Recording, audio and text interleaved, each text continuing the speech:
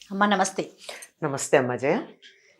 అమ్మా ఉమ్, కొంతమంది బాగా చదువుకుంటారు, ఉమ్, దాన్ని సక్రమంగా వినియోగించలేరు, నలుగురికి పంచలేరు. దానివల్ల వాళ్ళు కూడా ఏ విధమైన ఉపయోగాన్ని పొందలేకపోతారు. ఉమ్, కొంతమంది బాగా సంపాదిస్తారు, ఉమ్, ఎంజాయ్ చేయలేరు. ఇలా చూస్తూ ఉంటాం. కొన్ని కొన్ని విషయాలు పీక్ స్టేజ్కి వెళ్తారు, దానివల్ల వాళ్ళకే ఉపయోగం ఉండదు, వాళ్ళ చుట్టూ ఉన్న సమాజానికి ఏ విధమైన ప్రయోజనము ఉండదు. ఇలాంటివి గమనించారమ్మా? నేనెందుకమ్మా గమనించటం, చాణక్యుల వారు ఎప్పుడో ఇలాంటి వాళ్ళ నలుగురు గురించి చెప్పాడు. ఆ, అవన్నీ సహజంగా వస్తాయి తప్ప అవి తెచ్చి పెట్టుకుంటే రావు అంటారు. ఎట్లాగంటే దాతృత్వం, ప్రియవక్తృత్వంచ, ధైర్యం, దాతృత్వం అంటే దానం చేసే గుణం, ప్రియవక్తృత్వం చాలా చక్కగా మాట్లాడగలిగినటువంటి లక్షణం, ధైర్య గుణం ధైర్యంగా ఉండడం, వాటితో పాటుగా విచక్షణ కలిగి ఉండటం. ఈ 4 పుట్టుకతో రావాలి కానీ తెచ్చిపెట్టుకుంటే రావు అంటాడు. అంటే ఇప్పుడు దాతృత్వం మొదటిది, ఇప్పుడు మీరు చెప్పింది. బాగా డబ్బు ఉంటుంది కానీ ఎవ్వరికీ ఒక్క రూపాయి కూడా దానం చేయడు. ఇప్పుడు అట్లాంటి వాళ్ళ సొమ్ము ఏమవుతుంది? వాడు పైగా కొంతమంది ఆ దానగుణం లేకపోవడం అన్నది ఏ స్థాయికి ఎడుతుందంటే వాళ్ళ కోసం కూడా వాడుకోరు. అవునమ్మా, పిసినారులుగా ఉంటారు.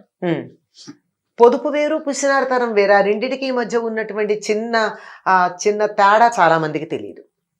కనుక అలా ఉండి వాళ్ళ డబ్బు ఏమవుతుందమ్మా? ఏమవుతుంది? మళ్ళీ దానికి కూడా మనకి భర్తృహరి చెప్తాడు, 4 రకాలైనటువంటి అవస్థలు పొందుతుంది అని. అసలు ధనానికి ఉన్న లక్షణం ఏమిటంటే అనుభవం, మనం అనుభవించాలి. లేదా దానం చేస్తే మనం ఎక్స్చేంజ్ చేసుకున్నట్టు అనమాట దాన్ని. అంటే ఇక్కడి నుంచి పైలోకాలకు పట్టుకెళ్ళే పుణ్యంగా సంపాదించుకుంటున్నాం. లేకపోయినట్టయితే దొంగల పాలవుతుంది. అది కాకపోతే ఇంకేమవుతుంది? రాజు పాలవుతుంది అంటే రాజుగారి ట్యాక్సుల రూపంలో అన్నా తీసుకుంటాడు, లేకపోతే మరో రకంగా కూడా అయినా పోతుంది. ఇప్పుడు ఉదాహరణకి స్విస్ బ్యాంకుల్లో దాచుకున్నారు, ఎవరికి చెప్పకుండా కోడ్ చెప్పకుండా ఉన్నారు. ఏమైంది ఆ ధనం? ప్రభుత్వం తీసేసుకుంది కదా. ఏ ప్రభుత్వం అన్నది ఇంకా క్లారిటీ లేదు కదా. అందువల్ల ఈ 4 అనుభవించింది మాత్రమే దక్కింది. కానీ కొంతమందికి ఈ దానం చేసి దానిని అంతకన్నా మెరుగుపరుచుకునే లక్షణం లేదు. ఆ దానానికి విలువ, డబ్బుకి విలువ ఎప్పుడు పెరుగుతుందంటే దానం చేస్తాడు. అయితే కోట్లున్నవాడు దానం చేయకపోవచ్చు కానీ 10 రూపాయలు సంపాదించిన వాడు రూపాయి దానం చేసేవాళ్ళు కనపడతారు. మనం గమనిస్తే ఈ బిచ్చగాళ్ళు వాళ్ళు రోజు ఇప్పుడు పద్ధతి మారిందనుకోండి, కొంచెం ఒక దశాబ్దం 2 దశాబ్దాల క్రితం మాధాకోళం అది అడుక్కుని తెచ్చుకుంటారు కదా. ఇప్పుడు ఎవరో అన్నం పెడితే తీసుకోవటం లేదు. ఈ పట్టుకెళ్ళింది దాన్ని ఏం చేస్తారో తెలుసా అమ్మా? వీళ్ళు పట్టుకెళ్ళింది కదల్లేకుండా ఉన్న కుంటి గుడ్డికి ఇచ్చి మిగిలింది వీళ్ళు తింటారు, ఈ బిచ్చగాళ్ళు కూడా. మరి వాడి దాతృత్వం అవునా కదా? ఖచ్చితంగా. అంచేత దాతృత్వం అన్నది సహజంగా రావాలి తప్ప డబ్బు సంపాదించడం వల్ల రాదు. అలాగే ప్రియవక్తృత్వం, చక్కగా మాట్లాడడం అంటే నీకు అనుకూలంగా ఇష్టంగా కనిపించేట్టే కాదు, నీకు అర్థమయ్యేట్టు మాట్లాడాలి. కొంతమందికి మీరు ఇందాక అన్నట్టు ఇంత జ్ఞానం ఉంటుంది, ఆ జ్ఞానం వాళ్ళు చెప్తూ ఉంటే అవతల వాళ్ళకి ఏం అర్థం కాదు, వీళ్ళు ఏం చెప్తున్నారు అనేది అర్థమే కాదు. అవును.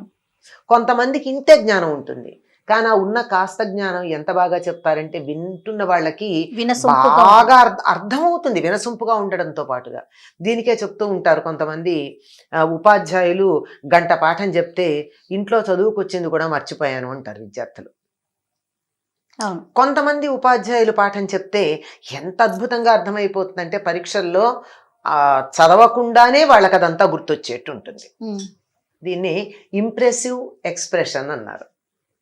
అంటే మనస్సుల్లో నాటుకుపోయేటట్టుగా భావ వ్యక్తీకరణ చేయడం. అందువల్ల teachers are not made, they are born అని ఆంగ్లంలో ఒక మాట ఉంది. ఉపాధ్యాయులు అన్న వాళ్ళు పుడతారు తప్ప తయారు చేయబడరు. అంటే పాఠం చెప్పడం అనేది ఒక కళ, జ్ఞానం అన్నది ఒక శాస్త్రం. ఏదైనా నేర్చుకునేటప్పుడు శాస్త్రం, వాడేటప్పుడు కళ అవుతుంది. ఈ శాస్త్రం అయినటువంటిది చదువుకున్నారు, బిఏనో బిఎస్సీనో ఎంఏనో ఎంఎస్సీనో చదివారు, బిఈడి ఎంఈడి అయ్యారు, మంచి మార్కులు వచ్చాయి, డిస్టింక్షన్ వచ్చింది. కానీ విద్యార్థి స్థాయికి దిగి వాళ్ళకి అర్థమయ్యే స్థాయిలో చెప్పలేరు. అందరికి ఒకే రకంగా చెప్తే కుదరదు కదా. కుదరదు. 5 ఏళ్ల పిల్లాడికి చెప్పే పద్ధతి వేరు, 25 ఏళ్ల కుర్రాడికి చెప్పే పద్ధతి వేరు కదా. ఆ రకంగా ప్రియ వక్తృత్వం, అర్థమయ్యేటట్టుగా ప్రేమగా మాట్లాడడం. ఇప్పుడు అర్థమయ్యేట్టే కదా ప్రేమగా. కొంతమంది ప్రేమ కూడా మాట్లాడితే కొట్టినట్టు తిట్టినట్టు ఉంటుంది. వాళ్ళు మంచి మాట్లాడే ధోరణి అలా ఉంటుంది. ఆ ధోరణి రాదు, అది పుట్టుకతో రావాల్సిందే తప్ప ఎంత బాగా కొంతమంది తిడితే కూడా ఎంత బాగుందో అనిపిస్తుంది కదా. అవునమ్మా, మాట్లాడే పద్ధతికి నిజమమ్మా, కరెక్ట్ గా చెప్పారు. ఒక్కొక్కరు అసలు ఎంత కటువుగా అనిపిస్తుందో, మళ్ళీ వాళ్ళ మనసులో ఏముంటుందో. పైగా వాడు మాట్లాడిన మాట కూడా మంచిదే, మంచి మాటే చెప్పారు, ప్రేమకేనే చెప్పారు. కానీ చెప్పిన తీరుకు మాత్రం వింటున్న వాళ్ళకి మనసు కష్టం కలుగుతుంది. అది ప్రియ వక్తృత్వం. అంతేకాకుండా ధైర్యం, అది కూడా సహజంగా ఉండాలి. తయారు చేస్తే రాదు ధైర్యం అన్నది. ఎక్కడొస్తుంది ధైర్యం అన్నది? పుట్టుకతో రావాలి. బలం వస్తుంది, పరాక్రమం వస్తుంది, శక్తి సామర్థ్యాలు వస్తాయి. కానీ ధైర్యంగా ముందుకు అడిగేయడం మాత్రం ఇంకోటి పుట్టుకతో రావాల్సిందే. అన్ని ఉండి కూడా కళ్ళు మూసుకుంటారు చాలా మంది, భయం వేసేస్తుంది. అవును, అవునమ్మా. వాళ్ళకి మంచి బలం ఉంటుంది, వాళ్ళు ఒక గుద్దు గుద్దారంటే అవతల వాళ్ళు ఎట్లాంటి వాడైనా అణగారిపోవాలి. అయినా సరే వాడు గుద్దు గుద్దడానికి చెయ్యెత్తడానికి భయం కదా. అంచేత ధైర్యం ఇది కూడా పుట్టుకతో రావాల్సిందే. అలాగే విచక్షణ జ్ఞానం, జ్ఞానం సంపాదిస్తారు కానీ ఏది మంచి ఏది చెడు అని విచక్షణ చేయడం మాత్రం చాలా మందికి రాదండి. అందరూ పుస్తకాల షెల్ఫుల్లాగా తయారవుతారు, కంప్యూటర్లో ఉన్న డేటా లాగా బుర్రలో పెట్టుకుంటారు. కానీ అప్లికేషన్కి వచ్చేటప్పటికి విచక్షణ అన్నది కూడా పుట్టుకతో రావాలి. దీనికి ఒక చక్కని ఉదాహరణ చెప్తారమ్మా. ఒక రాజుగారికి ఒక కొడుకు పుట్టేట, లేక పండితుల్ని పిలిచి ఏముంటే వీడు మూర్ఖుడవుతాడండి అన్నట్టు. సత్యం చెప్పాలి కదా. అయితే మూర్ఖుడంటే జ్ఞానం లేనివాడని ఆయన లెక్కేసుకుని వాణ్ణి రుద్ది రుద్ది రుద్ది రుద్ది రుద్ది రుద్ది రుద్ది ఎన్నో రకాలుగా ప్రయత్నం చేసి వాడికి అన్ని శాస్త్రాల్లోనూ పండితుడు అయ్యేట తయారు చేశాడు. చేసిన తర్వాత అన్నిట్లోనూ పండితుడు గనక వాడిని పిలిచి వాడిని పరీక్ష చేయమన్నారు. నా కొడుకు అంటే రాజుగారికి పండితుల మాట, జ్యోతిష్కుల మాట అబద్ధం కావాలి, తన కొడుకు పండితుడయ్యాడని చెప్పాలని. వాళ్ళు అన్నది ఏంటంటే మూర్ఖుడు అన్నారు కానీ జ్ఞానం లేనివాడు అనలేదు కదా. అందుకని వీళ్ళు వచ్చాక ఏం చేశాట, ఒక ఆయన చేతిలో ఇలాదో పట్టుకుని నువ్వు ఈ సమయాన్ని బట్టి లెక్కగట్టి నా చేతిలో ఏముందో చెప్పమన్నట్ట. చదువుకున్నాడు కదా ఈ రాజకుమారుడు, ఆ చదువును బట్టి లెక్కలు కట్టి, సమయాన్ని బట్టి లెక్కలు కడతారు కదా ప్రశ్నశాస్త్రంతో లెక్కగట్టి లోపల భూమి ఉంది అన్నట్ట, భూగోళం ఉంది. భూగోళం ఎక్కడన్నా అరిచేతిలో ఉంటుందా? దునియా మేరీ ముట్టి మే అని ఇప్పుడు అంటున్నాం కానీ అలా కుదరదు కదా. ఎందుకు అట్లా చెప్పావు అని అడిగారు. వాడు లెక్కలు కట్టిన ప్రకారం గుండ్రని వస్తువు గిరగిరా తిరిగేది, తన చుట్టూతా తాను తిరిగేది, తిరుగుతూ నిలబడి ఉండేది వస్తువు అని అతనికి లెక్కల ప్రకారం వచ్చింది. లెక్క ప్రకారం అలా గుండ్రగా తిరిగేది, తన చుట్టూతో తాను తిరిగేది, ఆ తిరిగినందువల్ల వచ్చే శక్తిని బట్టి కదలకుండా పడిపోకుండా నిలిచేది ఏముంది? భూగోళం. కనుక భూగోళం అన్నాడు. కానీ చేతిలో ఉన్నది బొంగరం. బొంగరం కూడా గుండ్రగా ఉంటుంది, తన చుట్టూ తాను తిరుగుతుంది, తిరుగుతున్నప్పుడు వచ్చే శక్తి వల్ల నిలబడుతుంది. అక్కడ విచక్షణ లేదు. అంటే భూగోళం అరచేతిలోకి రాదు కదా. ఈ లక్షణాలున్న మరో వస్తువు ఉండాలి అనే విచక్షణ జ్ఞానం లేదు. చదువు ఉంది వాడికి, అంతే. చచ్చి చెడి పుస్తక జ్ఞానం ఉంది, అంతేగాని విచక్షణ అన్నది లేదు. ఇది ఎలా వస్తుంది? ఇంత చదువుకోకపోయినా విచక్షణ ఉన్నవాడు చెప్తాడు, అరిచేతిలో ఎట్టి పరిస్థితుల్లో గుప్పెట్లో భూగోళం ఉండదు అని.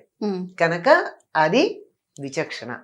ఈ 4 గుణాలు మానవులకి పుట్టుకతో వస్తాయి తప్ప నేర్చుకుంటే రావు అని స్పష్టంగా ఎవరు చెప్పారమ్మా? చాణక్యుల వారు చెప్పారు. అర్థమైంది కదా. మనం ఇప్పుడు కూడా ఎంతమందిని చూస్తున్నాం, పేరు ప్రఖ్యాతులు ఉన్న వాళ్ళు మాట్లాడే మాటలు వింటుంటే అయ్యయ్యయ్యో, పొట్ట పొడిస్తే అక్షరం ముక్క లేనటువంటి పల్లెటూరు వాడు కూడా ఈ విషయాన్ని ఇంతకన్నా బాగా చెప్పగలడే అని అనుకుంటున్నామా లేదా మనం? ఖచ్చితంగా. అంచేత పుట్టుకతో రావాలి, లేనప్పుడు దాన్ని ఆపాదించుకుని ఉన్నది అని నలుగురిలోనూ అభాస్ అవ్వడం అంత సరైన లక్షణం కాదు. ఎట్లా ఉంటుందంటే, నెమలి ఈకలు తెచ్చుకుని తన రెక్కల్లో గుచ్చుకుని కాకి నృత్యం చేసినట్టు ఉంటుంది. అవును, అది తెలిసిపోతూ ఉంటుంది కదమ్మా. తెలిసిపోతూ ఉంటుంది కనుక ఇవి సహజంగా పుట్టుకతో రావాల్సిన గుణాలు అని చెప్పాడమ్మా. ఎంత అద్భుతంగా చెప్పారమ్మా. ఎక్సలెంట్. నమస్తే అమ్మా. నమస్తే. ఈ వీడియో కనుక మీకు నచ్చినట్లయితే లైక్ చేయండి, షేర్ చేయండి. మరిన్ని ఇంట్రెస్టింగ్ వీడియోస్ కోసం మా ఛానల్ని సబ్స్క్రైబ్ చేసుకోండి.